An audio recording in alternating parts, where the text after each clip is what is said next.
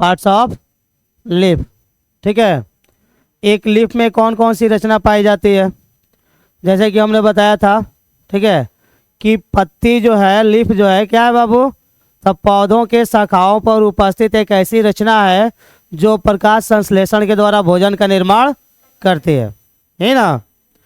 इसके बाद आप लोग को बताया गया था कि पत्तियां जो है पौधों के शाखाओं पर जिस रचना के द्वारा जुड़ी होती है, जैसे यहाँ पे एक डंठल जैसी रचना है ना, इसी के द्वारा पत्तियां जो है पौधों के शाखाओं से जुड़ी होती है।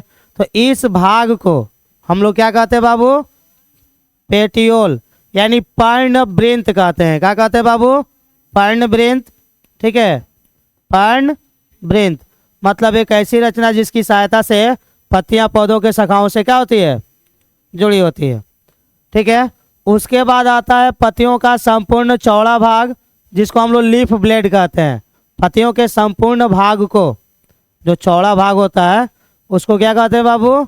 Leaf blade. इसको हिंदी में हम लोग क्या कहेंगे? पर्णफलक। क्या कहेंगे बाबू? पर्णफलक। ठीक है, ये पर्णफलक जो है ये पत्तियों का संपूर्ण चौड़ा भाग होता है।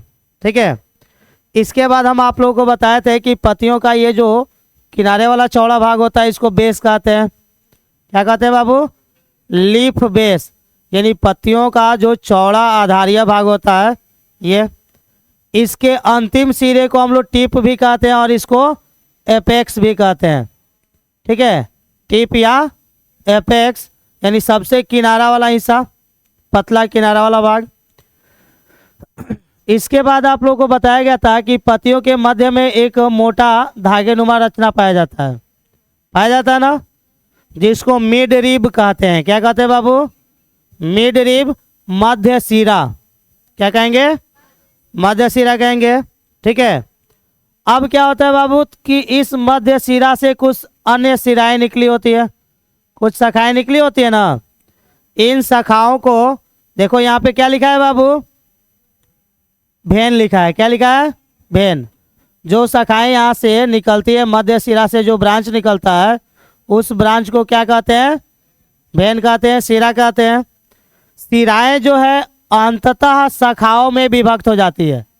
शाखाओं में क्या हो जाती है बाबू? विभक्त हो जाती है, जिन्हें वेन्यूल्स कहते हैं। क्या कहते हैं? वेन्यूल्स।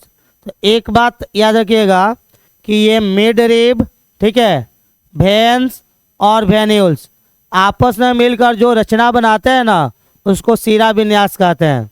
क्या कहते हैं? सिरा विन्यास बताए थे हम। एक बात और होता है कि ये जो स्टेम है बाबू, इस स्टेम के पास जहाँ पर पेटियोल जुड़ा होता है, पर्णवृंत जुड़ा होता है, यहाँ पे एक छोटा सा मांसल रचना पाया जाता है। ऐसे पाया जाता है ना। तो उस मांसल रचना को हमने क्या बताया था बाबू कि इसको एस्टेपियोल कहते हैं। क्या कहते हैं? एस्टेपियोल कहते हैं। और यह एस्टेपियोल क्या करता है बाबू? तो इस एस्टेपियोल में यह कैपेसिटी होती है कि वह नए शाखाओं, ठीक है, पुष्प और फल के रूप में विकसित होने की कैपेसिटी होती है। किसमें? एस्टेपियोल में। ठीक है, तो ये कंडीशन होता है लीफ के साथ। बंद करो।